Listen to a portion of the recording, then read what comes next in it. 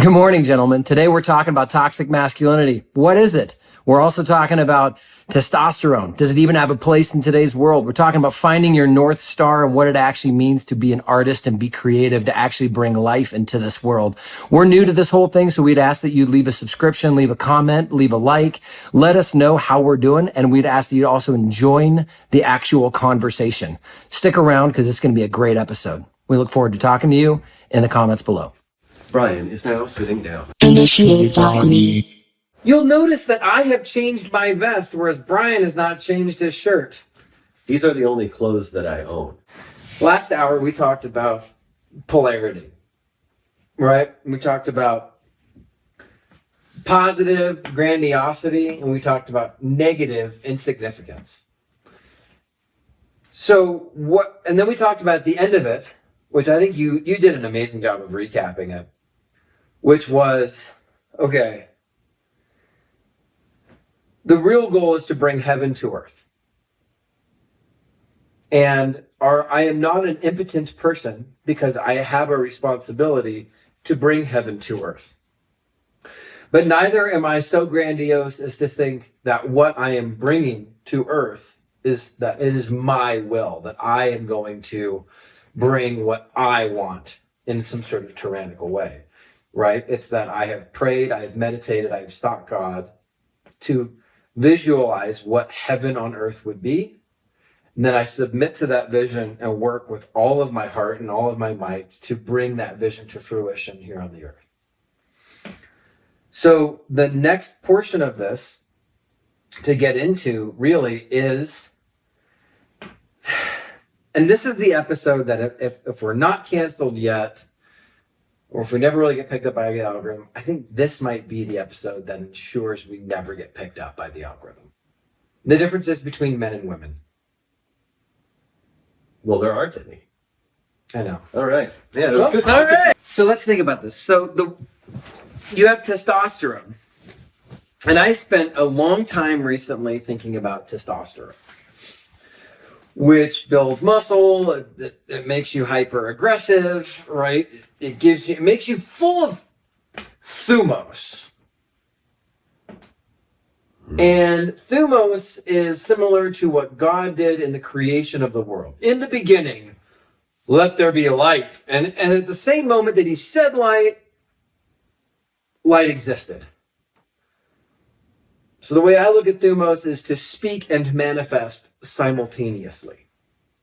Like Dragon Shout. Like Dragon Shout from Skyrim. We play video games, guys. Thumos. That's right. So that's the way I look at it. Like testosterone at its peak gives you thumos, to speak and to manifest.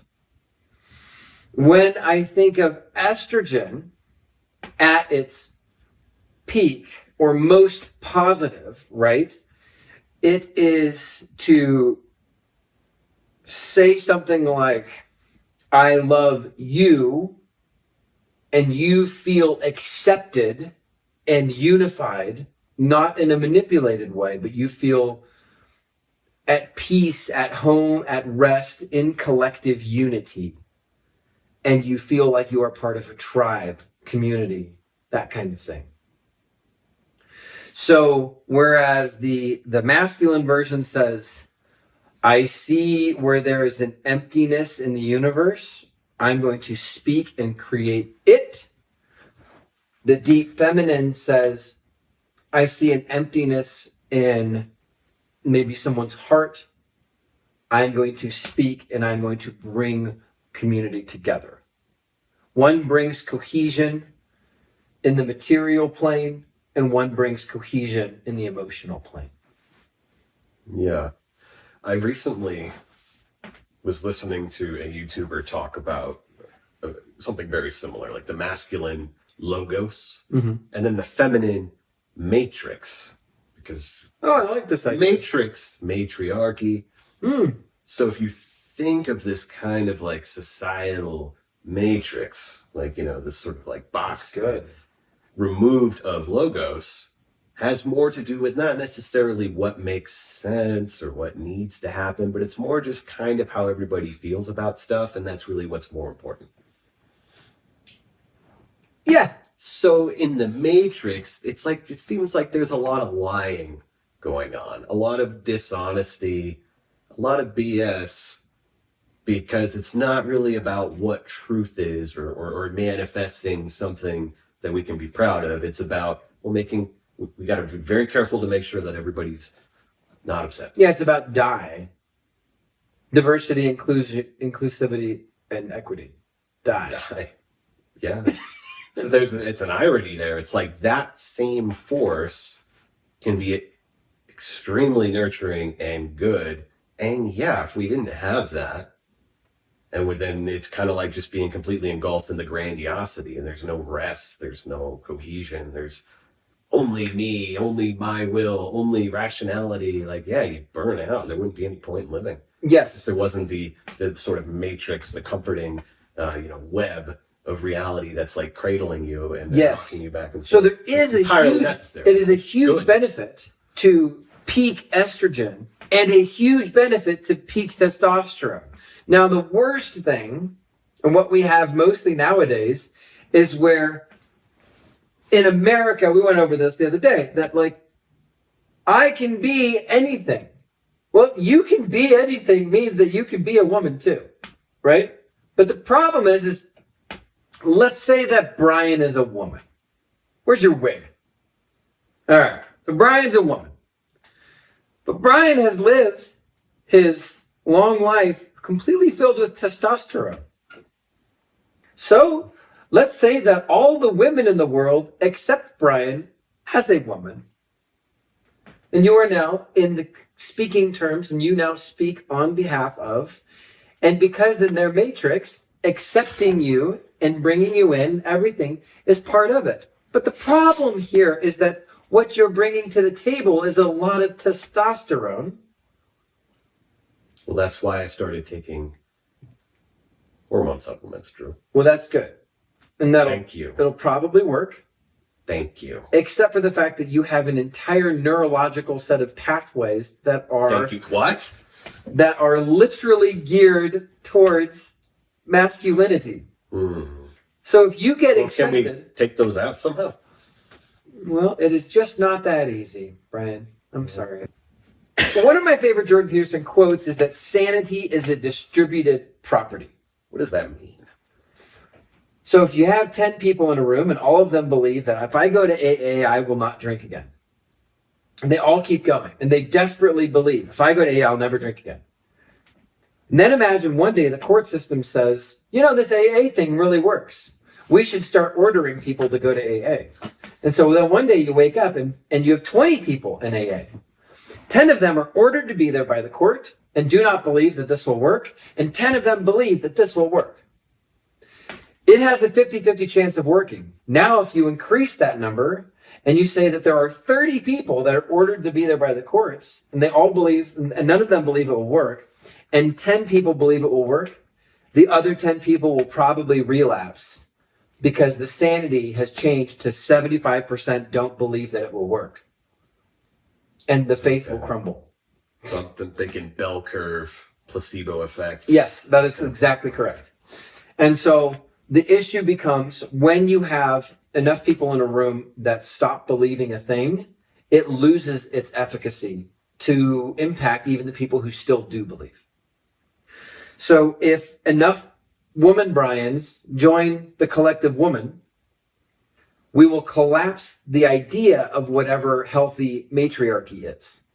Conversely, if enough Karens join the masculinity part, then masculinity will also be lost as well.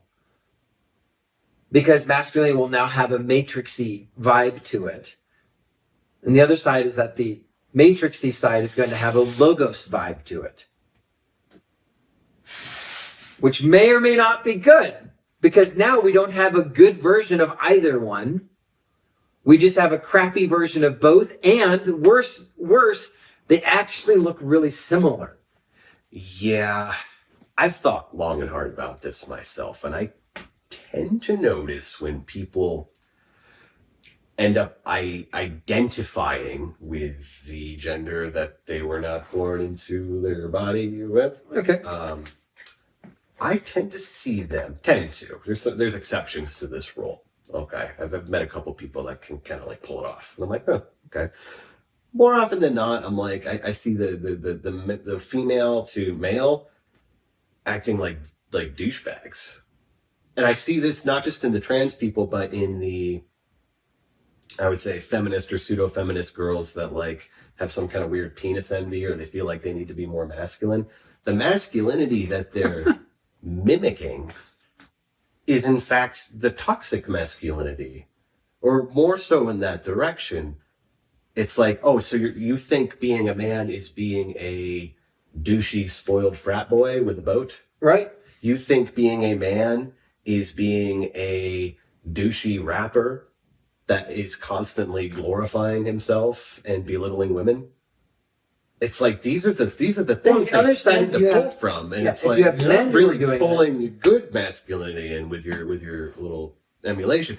And then the male to female, they're doing like the blackface version of it. It's like, I'm a woman. It's like they're being this super hyper tons of exaggerated. drama. The toxic they're taking the most toxic, ridiculous aspects of femininity and they're wearing that as a crown. And if that becomes normal, right, then this ship sinks, in my opinion. Yeah. Whatever that would mean. So I spent a ton of time thinking about this idea, and I'm glad you kind of brought this up, about toxic masculinity versus toxic femininity. And what on earth does any of this have to do with polarity, grandiosity, significance, and bringing the kingdom of heaven to earth? Right? Yeah. Because this is the problem we have right now. Like the overarching problem that I see is kind of twofold. We don't know what our roles are anymore. More than that, if we really make an effort to our role, we tend to feel grandiose or shot down, or we're like the nail that sticks up that gets whacked. So the only thing we have right now is like toxic insignificance. The only thing that's not judged harshly is toxic insignificance. Oh, you're just going to give up and stay inside and play video games and then maybe try to go to the gym every now and then, but ultimately fail? Okay. Well, cool. And if you go to the gym, you can't ever look too good. Well. You can't do well. No. It's got to be pudgy. It's more of a fat tax. Yeah. So you can eat more dominance. It's so you can pay money to a gym, so you can say you have a gym membership, so you say, I will go tomorrow. If you don't have a gym membership, then you can't say I will go tomorrow because you don't have a gym membership. So you pay the gym membership, you pay your fat tax, and then you're good to go. Now you can do whatever you want. Right. So when you have testosterone and you are lacking in any sort of feminine nature. So what I say is that, and this, I don't mean to cut to the chase too much, but I spent a long time thinking about what is toxic masculinity. And the answer I came to was toxic masculinity is testosterone devoid of art. Interesting. So you can have a guy that, he wants to build a great big giant tower. Okay, cool. Does that mean that there will be any beauty in that, or that it will be infused with anima, that it will be infused with, gargoyles around the sides and artistic columns and beauty? Because when the testosterone-filled man who creates things without anima, right, where we get animation, he makes crappy things.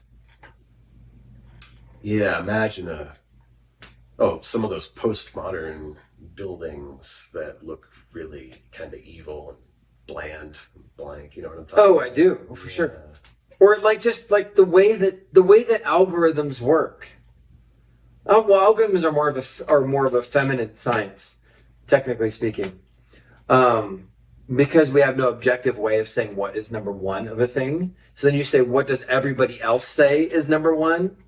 It is very communal. And so algorithms are actually feminine science, not masculine science. But capitalism is also communism, because if you are going to try to make the most money, then you are marketing directly to the lowest common denominator, which is the same principle of do as much good as you can. Correct. And you actually make nothing beautiful either. And you make junk. Yeah. So it's the same thing, kind of. It's just that the money is more transparently, the money flows transparently in a capitalist system. Right. And in a communist system, money flows non-transparently. Right. So, but the more technology we have, the more opaque the money flow is anyways. And so it's kind of a moot point. So we have to abandon this idea of capitalism, we have to abandon the polarity of capitalism, communism, by saying, okay, let's say I want to bring heaven to earth. What does that mean for me? And when I wake up, what do I see God doing? And then I have to go do those things, right? So that's where we're getting at with, you know that you're being, and I have been this way a lot. You know that you're being toxic in your masculinity when you're trying to extract an outcome forcibly that may hurt somebody else but benefits you. I'll say it again. Toxic masculinity is when you try to forcibly extract a benefit from someone else, right? That may or may not hurt them, right? But it benefits you. There's no art, and there's no art inside of it. Yeah. So toxic masculinity, in my mind, the way I look at it, it looks kind of more like this. Like, I'm going to make a product. I'm going to try to squeeze the most money I can get out of the product. I'm willing to make the product a little bit less awesome so that I can make a little bit more money. So what I've done is I've actually stolen value from you. That makes sense? So that I can get more money out of the product. So the way that it works in a capitalist society is I'm going to make the cheapest product, the least effective product, so that I can get you to buy. And then what is the least effective, cheapest product I can make that will get you to not only to buy, but to buy once and then to buy more in the future? Right? Mm-hmm. So I can't make something so cheap that you never buy from me again. But I can't make something so awesome that you'll never need it again either. Planned obsolescence. Right. So toxic masculinity is when you're like, I will treat this person as good as I need to so they'll still be my friend.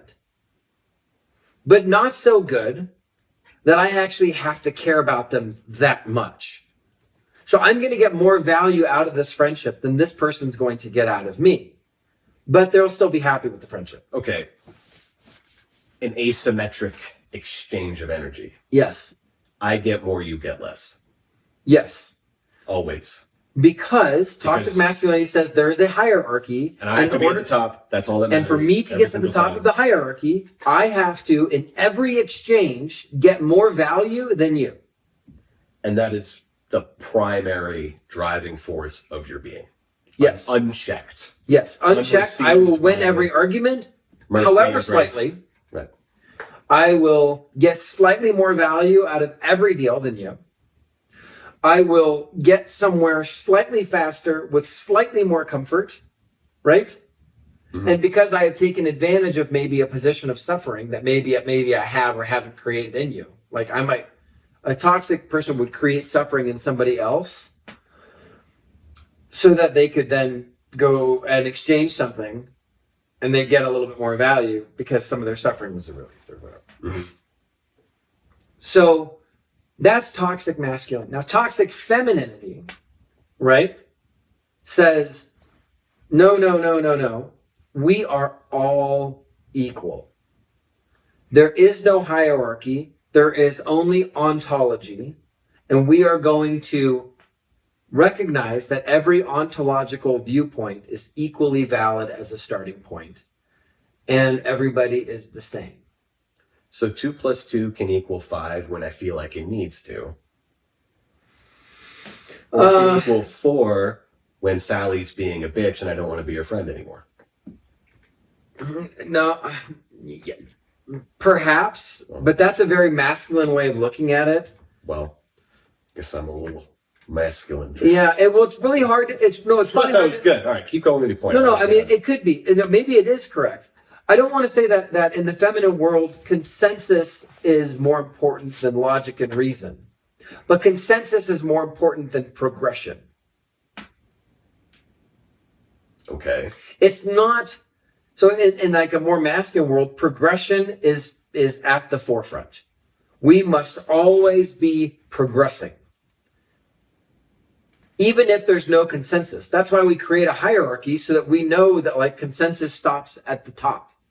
Our consensus is one guy at the top, and that's all you need to know. Do your job. There's a guy at the top that told you, and he ordered down, and you just do your job. That's masculine hierarchy. Mm-hmm. Feminine is all about consensus over progression. Okay. So they will talk about what color is correct, and then they'll end up with a polka dotted variation of a rainbow color. Right. The progression of the LGBT inclusivity flag. Yes. It's one of the most ugliest, dumbest things I've ever seen in my life. I've never even looked at it, but I worked on an Ivy League college campus for a while, and I watched the flag change every 3 months. And they needed more colors. So first a rainbow was fine, but then you had to wipe your ass with the rainbow and put black and brown on it, because apparently you have to, because black people being not white is like being gay, I guess. Okay, so they put black and brown on the rainbow? Yeah, and then they started adding like pastel colors and like this other triangle coming in. It's like, well, just how many stupid colors can we fit into this thing? And it gets progressively uglier and more meaningless every iteration. That's really funny. Yeah, that's a fact. That is objectively. Okay, so yeah, so if you have a world where consensus is more important than progression, then you never get anything done. Mm-hmm. But then you get something like what we have now, which is you get a war going.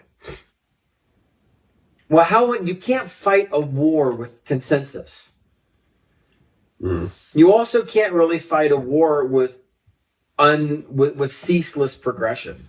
You can't have a toxic version of either one of these. All that you can actually do at some point is say, what is God's will, right? Mm-hmm. And of course, I personally believe that God's will always leads to individual autonomy and being able to pursue your dreams and then doing it. I like your God. That's where it leads to. Yeah. Anything that leads to me taking from you, or anything that leads to I better than them, is incorrect. Mm-hmm. So toxic femininity at its worst says we will make no progression until we have 100% consensus, until 100% of the population has been poked and 100% of the population is gone into the metaverse. As long as one person is outside of this existence, we do not have consensus. Therefore, no progression can occur. Right. So it leads to, it's like there's an attempt at inclusivity, an attempt at like, well, this is very important because we're all unique individuals with subjective experiences that are equally as valid. But eventually that metastasizes into, we are one organism of no individuals and things are either right or wrong, period, the end. Right. And now, where we're at now is that men don't know how to be men, right? Mm-hmm. There was a song a long time ago that said, Y'all don't know what it's like being male, middle class, and white. Oh, I remember that. Okay, do you remember this? This is like old. It's like we're like vaguely. All right, so you know how Neil Gaiman always has these like in his main characters in his books, like he has like Shadow as a main character. Mm-hmm.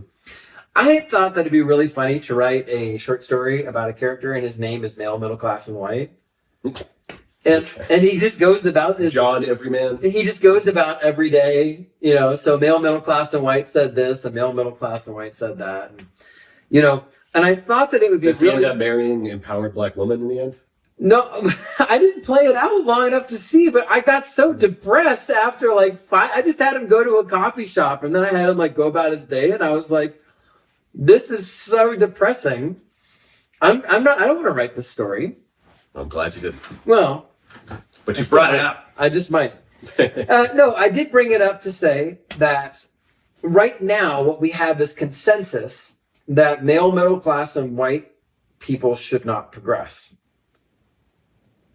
Some people have that consensus. Yes, that is the general consensus. The general consensus is that there should be a responsible progression. Mm-hmm.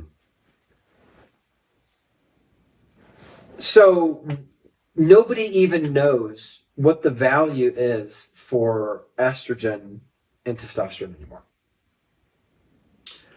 Well, yeah, that would make sense because they are these consensus people, the matrix, if you will. Yep. And just real quick, I just want to say we're talking about masculinity, femininity, testosterone, estrogen. You went right to the macrocosm. So yeah. less. Are we going to get to the individualistic side? Yes. Okay, cool. Just want to make sure. So yeah, so we are looking at it from this kind of top-down societal sort of thing. Yeah. Okay. Now I can't speak to the woman side too much because I'm not a woman. And I actually believe that men cannot speak to women's issues. This is an actual belief that I have. That's very feminist. Until it's not. I also don't believe that women can speak to men's issues. And now I'm not a feminist. Right. Because you're not a man. So I agree with that, actually. Moving forward, what value is a woman's opinion if she is not to be a woman? And if she is a woman and I am a man, then I cannot understand what it is to be a woman. So if she has value as a woman, there's things that I cannot know. And if I cannot know of these things, then it would be pretentious for me to speak as if I did. Yes. So moving forward, we will be discussing masculinity as it relates to your hormones and your biological orientation. Right? Okay, so now we're going from the macro into your body, into the micro. Yeah. Journey into the what's that? You know when they go inside the person's body in the little submarine. Oh, what is that? Yeah. Okay. Yes, I do know. But we're not going to go there. Okay, so here's the deal. When the most important hormone that we don't understand, I think nowadays is dopamine, is the relationship between dopamine and cortisol. Okay. Now I hear these molecules spoken of on a regular basis. You do? Yeah. Okay. What do you think the popular version of understanding of dopamine is? Okay, so dopamine is extremely addictive. It's what drives you to do things and feel rewards. Yeah. And people are getting too much of it. And then there's the law of diminishing returns. Your reward mechanism starts to get broken. And you kind of become this foaming at the mouth dopamine fiend. And then cortisol is the stress hormone that makes you lethargic and end up having you store more fat. So the horrible trap is you could be very upset with yourself for being overweight, and then that stimulates the production of cortisol, which makes you more overweight. Or as Fat Bastard said, I eat because I'm sad, and I'm sad because I eat. It's a vicious cycle. What is your opinion of? So you just went ahead and gave the definition of cortisol as well. Okay. So the most important thing to understand about dopamine is that dopamine is the chemical that gets you to want to do things. It is the reward feeling that you get for having accomplished something. Okay? And dopamine is also the thing that makes you say, oh man, like I want to keep doing more of this. This was exciting. It's like the reward that leads to further curiosity. And in a perfect world, your dopamine and curiosity would work in tandem. Mm-hmm. And it would keep you forever interested in something or like offshoots of a thing. But dopamine and curiosity in a healthy state work together. Yes. And then day you follow a new rabbit down a hole. Yeah. And you go on an adventure. And then you take a risk and you see what happens. Okay. Like every Saturday morning cartoon. Pretty much. Now, where we're at right now is when I say dopamine, a lot of people will think about the different variations of dopamine. The most insidious form of dopamine is in the form of drugs, cocaine, yep, or porn. Yep. Both of these basically give you such a heavy hit of dopamine that you will be unable to and now okay, all these hormones and all that stuff, they're finite in your body, so they're not infinite.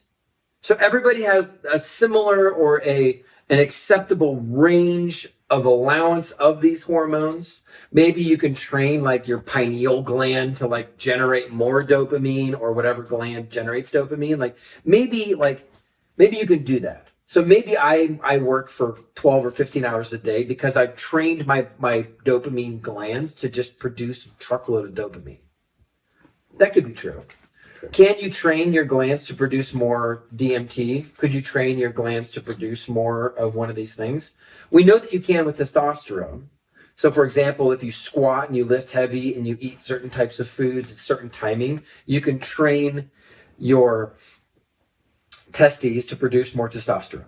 We do know that to be the case. So can you work your dopamine glands out to be able to generate more dopamine? That's not really here nor there, but it isn't. That's actually interesting.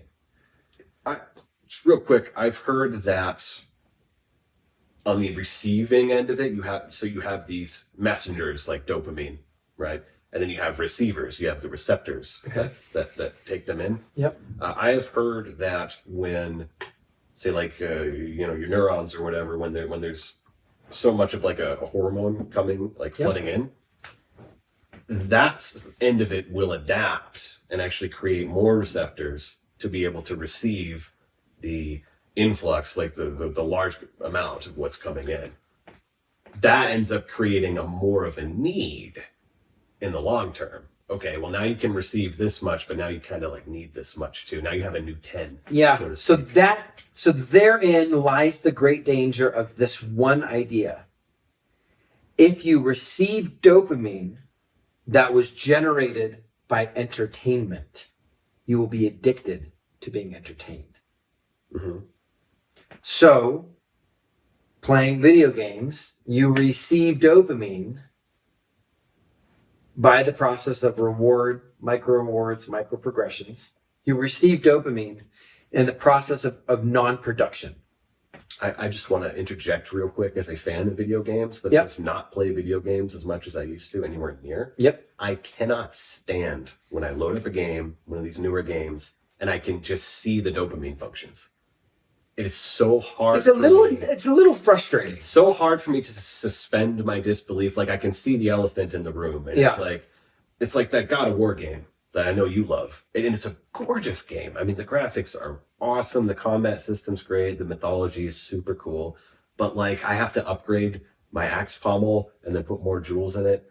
And like that whole, and then there's like so many of these games I play where there's like, oh, you have to collect this now, and then you have to collect this, and then you have level up this and level up that, and it's like, just stop. Like the best part about the game is the immersion where I walk into the cave and I don't know what's going to be there, and then something happens. Right. And then I work really hard to get through the cave. Okay, then once I'm out of the cave, then we go back to the village, and then I go, oh, cool, I get to do the home economics part. Yeah. I get to sell the items that I don't need, and I get to go, do I want the barbarian to have an axe now? And then I get to strategize, and I like that. But that part of it, they just put into everything constantly. So it's like you're just always So my favorite part about flooded with that nonsense. yeah, just to be clear about that part, to beat the and we're just talking about God of War or The Witcher or whatever. The fun part about that is that you actually get to enjoy micro progression by fine tuning your character. That there are bosses you can only beat by such a high fine tuned nature of like your magic power versus your strength power. And so it's like you actually have to go and figure out how to get your magic power that high. And that is actually hyper exploratory. It's really fun. And you don't need to master the system to beat the game at all. It's just if you want to do all the DLC, all the downloaded content, you actually do need to go and do all of that. And it does actually add to the fun factor. Because if you want to just play the game and have fun, you're going to set it to easy and go for it. Now, if I need a challenge. And then so my brain has to master all of that stuff. And I'm tired of it. Yeah. That's the problem. Which is okay. So getting back on the point, which is when people, so the problem with watching a movie is when you watch a movie, your subconscious thinks that it actually did that thing. The danger of telling somebody, so watch this. So next time you have a dream, and you're like, I really want to do this thing. Okay? Try this out. Go and tell everybody that you're going to go do it. Go and tell everybody how excited you are about what you're going to get out of it. And go and tell everyone how you started, what you're going to get out of it, and that you're thrilled about this. What you'll find is that your drive to go and do this thing is zero. And the reason why is because as soon as you tell people what you're doing and what you think you're going to get out of it, you've already given yourself the dopamine reward. Yep. The hardest part with dopamine is actually to delay dopamine as long as possible, because dopamine is the gratification you're looking for. So delayed gratification is actually, it's technically delayed dopamine, delayed oxytocin, delayed positive hormone as much as you can until that time comes that you are, that it is there and you get it and it's awesome. So let's say you pray and you say, God, what are you doing? And then you try to go and do it, right? Now the function of dopamine and testosterone, which is what points you to your North Star, it points you to progression, right? So testosterone's relationship to progression, as well as you're having prayed about what does God want you to do, and then you feeling as though you are a steward of this thing and then going and doing it. These four elements working in harmony together is healthy masculinity. You recognize that your testosterone exists to push you to progress. You recognize that your dopamine exists to get you to enjoy the progression, right? And you recognize that enjoyment of progression is to please God. And then as you hear God and feel God being pleased, you want to start over again. Right. That's my problem with the video game thing, is it starts to feel like, to me, that how I dress up the doll is more important than the journey itself, more important than the exploration. I see what you're saying. And working really hard and defeating the boss or solving the puzzle or figuring out what happens next. Well, and that's what happens when you put too much of the feminine side of things into it. Because in your mind, transmogrifying your character's clothing is not a part of the progression. It's fun every now and then. Okay. When there's a point to it. Yeah, fun every now and then. Constantly being bumped. But you're being pushed to transmogrify your clothing. You're being pushed to decorate your jewels. I'm sorry, but how much... Well, there's too many stupid, pointless dopamine hits there. And then there's the meta one where the Xbox gives you a stupid reward. A trophy. You've gotten a trophy for it. I don't need a trophy. I'm just playing the game, okay? Yeah. I don't need a great job, you wiped your ass. Yes. Like, I'm already playing a video game. So the issue there, to get off of the video game analogy, which I can clearly see, you're very passionate about it. And I get it. You play way more video games than I do. So. It's true that I do. There's no joke. I'm sad because I don't like them as much as I used to. No, because I I stopped playing for 4 years. Oh, did you? I did. And then when I decided to start playing video games again, I decided to enjoy only that which I enjoyed. And to ignore everything else, even ignore the developer's intentions. Anything I did not genuinely enjoy, I just ignore. And I have a lot of fun with video games now. Because what I say to myself is this: I want to play this game on the hardest mode possible. I will not look at any videos online. I will not look at any game strategies. I will not, anything that I learn, I will learn because I was interested in learning it. And I will just have fun with this. And that's just it. And so far, whenever I play a video game, I honestly only have fun because I'm actually making progression as long as I'm finding it interesting. Well done. So you have a strategy. You have like a metagame. I have an entire approach to video games that I do that says, this is how I enjoy video games. And I already know it. And I don't care how anybody else enjoys them. It's really important to have that, yeah. Yeah, it is. So I think a lot of these gamers get stuck in in the dopamine spiral, much like the porn spiral. Yep. Because they're really addicted to all of those mechanisms, and what's really annoying is the identity of a gamer. Like, I'm sorry. Okay, yeah. If you can make money off of that, fine. If you like video games, that's cool. If you make friends with people playing video games, this is all well and good. Sure. But that I am a gamer, it's like...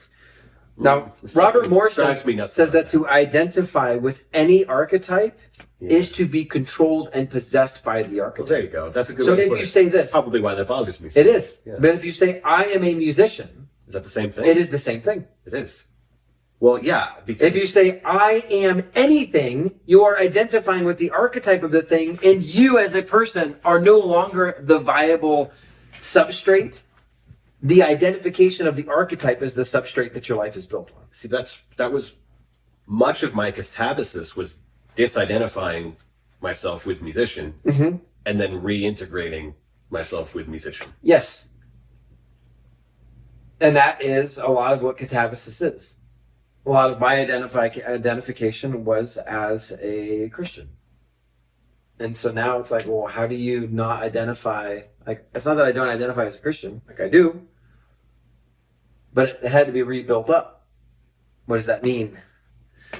What does that actually mean in a real way? So it's like, now it's like when I play video games, I really enjoy them. When I interact with my Christianity, I really enjoy it. Because I am separate from the identification of what it is. So there's no longer a duty or a compulsion. That's right. So when I remember the time when I realized I was loving mountaineering again. I was out hiking and there was like a random mountain and I saw a beautiful line and I just needed to climb the line. I didn't know the name of the route. I didn't know the difficulty. I didn't know the name of the peak. I didn't know anything. I just knew that was a beautiful line. Now, that meant that I wasn't going to be able to tell the story to people that I climbed such and such a mountain with such and such a route at such and such anything. It was only going to be for me. And that made it so that I couldn't tell the story of it. It took the ego out. It was just for me. So, progression, in its purest sense, is when you progress towards that which you find divine. In which case, you don't need the reward or praise of other people, because you've already received the praise from God in your heart. That's the healthiest form of masculinity. And cortisol is there to tell you, time to wake up. There's a threat to the kingdom that you're building. There is a threat to your life, right? It's to tell you that there is threat. The problem when you look at your YouTube feed and most of what you see are negative headlines, that is a cortisol pump because the only thing that gets you to click on anything anymore are negative. Very rarely do people click on positive headlines. The reason why is because they're not a threat. Therefore, they're not that interesting. Anytime you have a threat next to something positive, you'll click on the threat. I have actually got a pretty friendly algorithm going. With the exception of like Russell Brand, but who's like the most sweet Positive. positive take. No, he's definitely a bait and switch when it comes to the negativity. Yeah, he pulls you in with a negative clickbait line, and then he does cover these things, but he's just so fun, isn't it? Yeah. You know, it's just like, oh, it's Russell. He's so nice. I feel happy, like I'm watching a kitten video or something. Agreed. Yeah. So, yeah, there was the whole scandal with Facebook, where I mean, I hope people know this now that it's common knowledge. Exactly what you're saying, and they came out and admitted it. Like, we use negativity to keep people addicted. Yeah, that's pretty sick. So it is sick, but that's cortisol's function. Yeah. It's to wake you up, right? And then dopamine's function is to get you moving, get you progressing, and it is testosterone that gives you the North Star thumos to speak and manifest. The word glory comes to mind. Fire, passion. Yeah, phallus. Mm-hmm. It's not to, and I mean that like technically, like that's what that's all about. Mm-hmm. And then if you have the estrogen side, right, it would seem to me that estrogen would, in the service of this idea of praying to God, what do you want to bring to this earth, right? It would seem to me that there would be thoughts of community, thoughts of, wholesome, family, community, whatever, all that sort of stuff, right? Games, enjoyment, play, crafts, that kind of thing. And because right now nobody is actively tending to like the familial hearthstone, the familial family. Nobody's making dinner time a priority. Okay. Nobody's making Sunday family dinners, family lunches the priority. Everybody's so busy out there doing their own progressing thing. And this is what I was saying a long time ago about, shouldn't we have like a Saturday community day? Where you have 100 people come over on a Saturday and then you break off into your men's thing on one side, your women's thing on the other side, right? Yeah, that would be awesome. I think most people would enjoy that. I think most people They might not be able to make it every Saturday, but just to feel like they're part of something like that. Yeah. It would make people feel very fulfilled. It would. And so I'm really looking forward to... That's what church is supposed to do. Yeah, I'm looking forward to summer, fall, when we'll actually start inviting people to the property to do those. So, femininity, masculinity. I'm going to get a little weird real quick. Okay. Everything is electricity. How do you feel about that? Electricity, charge, all that good stuff.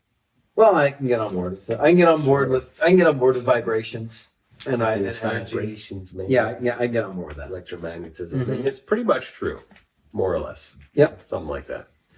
Okay, so take Ohm's law, for example. Which is? There's three ways to say it, but you have your current and your resistance and your voltage. And if you know one, then you can figure out the other two. But the thing is, in order to have electric current, right? Stuff going through tube from point A to point B that's meaningful and helpful and effective, you need to have a certain amount of resistance to the push that's going in. With no resistance, with no throttle, with no like choking it off, right? With no limitation, with no inertia, there's no meaning. Okay. So in this sense, I kind of think of the masculine thumos as like the spark, like the energy, the voltage kind of in the first place. Mm-hmm. And then the resistance as like a feminine, like an homage. And like, hey, slow down. Come on. This has to have meaning. This needs to do something here. We're going to guide this along. Yeah. So slow down. I like that a lot. Slow down. It's kind of like this. It's kind of like, I was going to say, it's kind of like that. Yeah. Now, you might think I'm being really gross right now and really, really base and really, you know, but really though. Like, well, no. Yeah. You must, yeah. Where we all think came about the from. size of a fallopian tube. Friction. No, a fallopian tube is like a millimeter thick. Yeah. Like, I'm sorry, but my aim is not that good to be able to aim into a fallopian tube that's 1 millimeter. No, I'm serious. That's why you get to have a lot of fun trying. I mean, that's the point. Well, I love this analogy. It's so good. Because it is actually true that to impregnate something is actually to take something that is quite not aimable and then actually be able to have a, you know, that kind of condenser resisting thing channel, as it were, and actually make some sort of meaning out of it. Right? Yeah. And so in that way, I think that to a man working hard to, now we'll get Jungian for just a moment here, which is your anima. You're trying to please your anima or integrate your anima in some sort of way when you're creating a goal and you're progressing as a craftsman and an artist. Art is to narrow the thing down, and the beauty is to narrow down things even further. So it's not just a flat plate that's grooved because it's more interesting. Each groove is a further narrowing. It's a further piece of resistance. It's more time, right? In that seeking to please the resistance, we'll call it the anima channel. You're trying to shoot your thumos through the anima hole, like in Star Wars. And if you actually can get that much energy into such a tiny space, you're going to make something incredible. Lightning in a bottle, right? That's right. Yeah. What makes this thing right here that we got at Goodwill so interesting is actually the intricacy is what makes it great. It's nice. It's very cool because it's intricate. And each time you remove a piece of intricacy, right? Or like a John Muir quote, which I find to be very funny on the Rocky Mountain National Park because he didn't have anything to do with the Rocky Mountains. He was pretty much just Sierras, but it matters to me. Like if you're going to have Rocky Mountain National Park, you should probably also have a good quote from the a famous Rocky Mountain guy, but whatever. The mountains are calling and I must go. It's a great line. And I feel that deep on the inside quite often. But it is the intricacy. It is the meaningful. This right here makes this thing meaningful. You know what I mean? If this thing said like, you know, some sort of feminist quote or some whatever, I wouldn't have any anima for me. It wouldn't animate me. So it's interesting to me that in toxic, or not toxic, but in healthy femininity, they would be here and their progression would be probably actually starting from a narrower spot. The progression would actually trying to please the animus. How about healthy femininity is you understand your role as homage, as inertia. We are providing resistance so we can have a good current. If you are the voltage, if you are the man, then you are providing that so you can have the good current. So it's like when you are resisted, you're like, yes, this is part of it. I need this. Yeah. I need to be broken down and guided and told like, no. And dude, and like, I'm telling you, like being married, like you are told, no. You experience that resistance all of the time. Yeah. And, like literally all of the time. And it's not bad. The more you realize that resistance, it can be bad. Well, okay, look, it can be. Yeah, of course. Of course, Both can get out of hand. We've been talking if you put a cap on the end of it and you say, look, all progression, like no progression will occur until a consensus can be made. I'm so good at being the resistor that nothing can happen. Yes. Now the valve is closed. Yes. I have Kegeled my way into allowing nothing to occur. Okay, so there you go. So there's a resistance. I mean, but you know, the problem is that if you don't allow the analogy to take its rightful course, then you lose such an important part about your humanity because it is part of being human. Mm-hmm. You know, sex is the one thing that does you reoccur in the next generation. I don't see this, this stupid thing. That's not vulgar to There's me. no analogy breaking down. But it's so true. And it's so ubiquitous. Right. So toxic masculinity says, I am going to just be high voltage at all times. Resistance is the enemy. It must be destroyed at all costs. Right. It's not working for me. It's working to stop me. And toxic femininity says all voltage is bad. We must resist. Yeah. At all times. Close the tube. So shut it down. Life is evil and bad. So dopamine then is to allow the resistance to force you to become an artist. Yeah. Or it is to force the voltage coming in to create something beautiful. Right?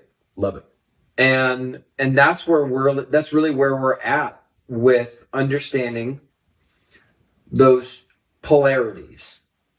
Because now we've discussed masculine, feminine polarity. Okay? So once you take masculine, feminine polarity, and then you take your own internal polarity of grandiose and significant, and then you take the polarity of saying, okay, well, you start seeing really easily when you become the puppet or you start becoming the victim of your own shadow. It starts becoming very apparent very quickly that you're like, I am God, no resistance necessary, right? Or you say, oh, I am so insignificant, life is all resistance, why bother trying? You're just like, oh, okay, my anima is out of whack. My animus, my male, whatever, is out of whack. Right?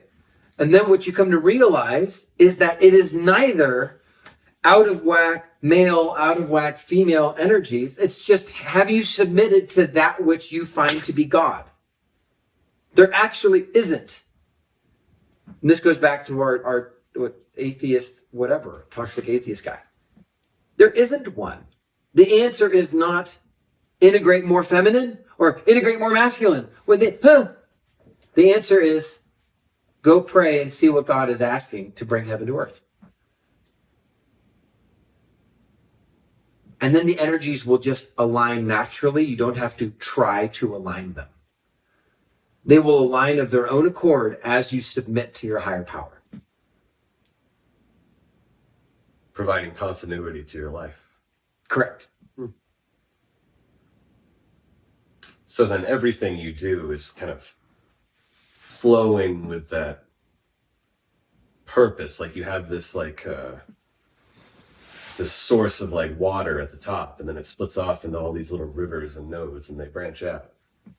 And they all come together. And it all makes sense. And none of the rivers and capillaries and veins in your body all go in a circle over and over again to move stuff around. And none of them are bad. And none of them are good. No. They're just you. Yep. And it's not like you need, unless you feel like God is telling you to do something, then you need to change something, but then you enjoy the change because you're in service to God. So if you eat healthy, it's because you're eating healthy in service to God. Right? Or if you're, whatever you're doing, that's why the Bible says stuff like, whatever you do it wholeheartedly as if unto the Lord, love the Lord your God with all your heart, soul, mind, and strength. right? And then after that, it's love your neighbor as yourself. You can't love your neighbor as yourself if you don't love yourself. Right. So how do you find a way to love yourself that isn't self-worship, because that leads to duality, which leads to narcissism? I'm either the fucking best or I'm nobody. Yes. Duality. Right, so how do we transcend that? Okay.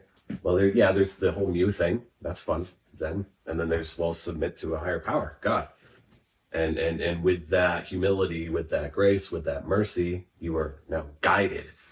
So you can feel good and be productive, feel good about yourself, and be able to feel good about other people. Someone else's achievement could be as awesome as your own achievement. Yeah. In order to do that, in order to break out of that very stiff, that very, narcissistic, I'm either the best or I'm the worst paradigm, there's got to be some kind of submission. There has to be submission. There does. I agree with that. Also, sometimes it takes people a long time to learn that lesson. It's true. So in dopamine, though, like I remember the first time I ran an Ironman, and I've only ran one. So I remember that one time I ran an Ironman. And when I was done doing that, I was 25, I didn't have any kids or anything, and I got done running it, and my buddy asked me if I wanted some weed. And I said, sure. So I sat down, and I got high. Actually, I didn't get high. I ate weed, because I don't like to smoke weed. But anyways. And I was high for like 3 days. Really? You know me well enough to know now that this would be very weird for me. And I was so depressed. And for a month afterward, I was so depressed. And I could barely function. And I was like, why is this the case? Well, I had been training 20 to 30 hours a week. And then I had also been working. And there was all this stuff coming up to it. And so you think about like postpartum depression is similar. I was going to say the same thing. Yeah. Or depression after you get like the depression post-graduation from college. And then all of a sudden you find yourself working at Starbucks, right? This is what happens when your dopamine gets turned off. And your dopamine gets turned off when you achieve a goal. If the orientation or the origin of your goal setting strategy is to please God, as you understand him, her, it, then your dopamine never gets turned off. So you get to live a life full of purpose all of the time, because you're never achieving a goal that is so big that you're done.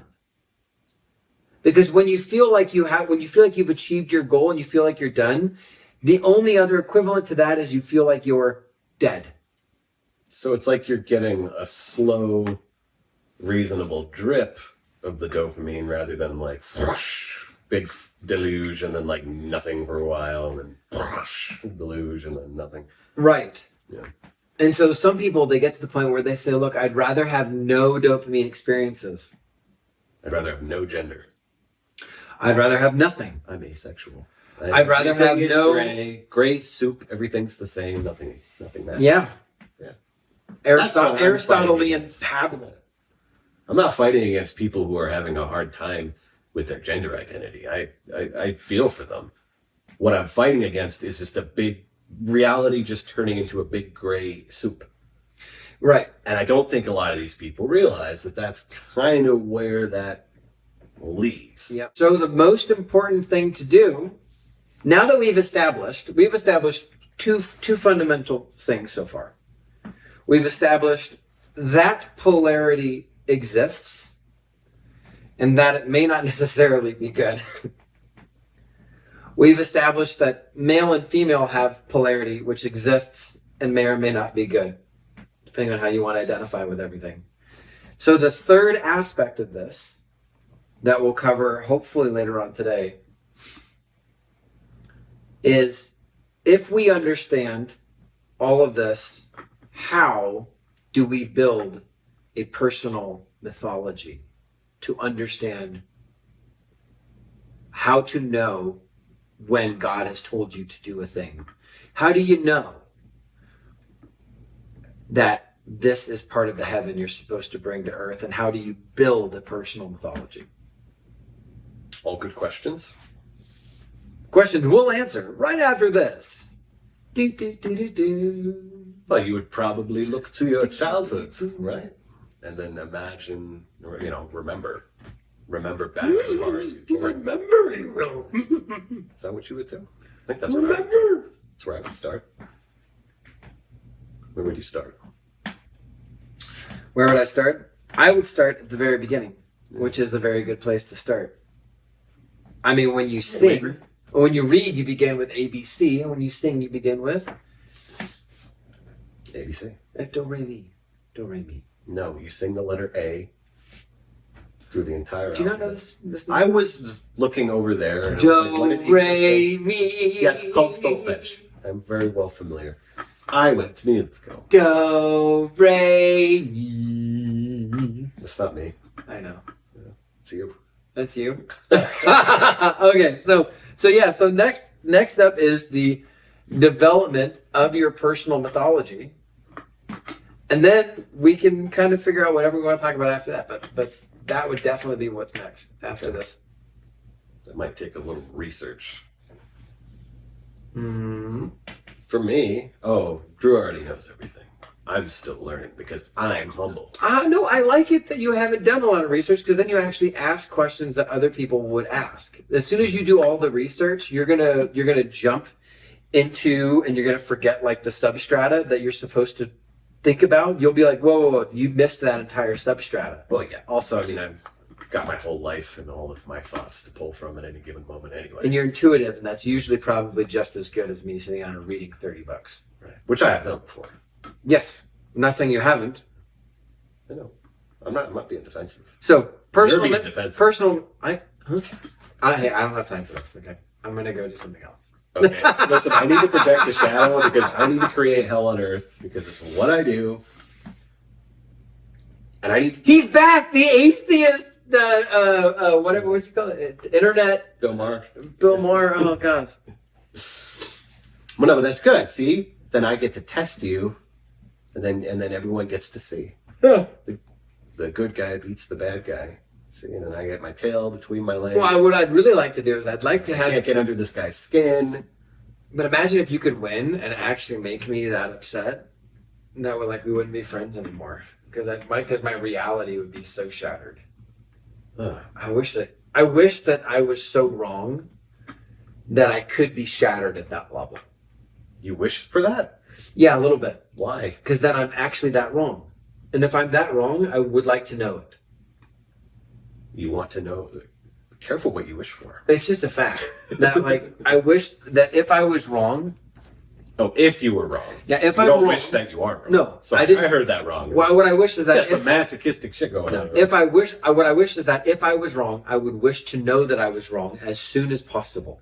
Yeah, that's good. It's a good idea. So good strat. Good way to play it. Indeed. Yeah. All right. Well, I guess we're the men who record in Brian's house. Yeah, that we do. This has been Initiate.me. Please like and subscribe. Or you could subscribe and then like.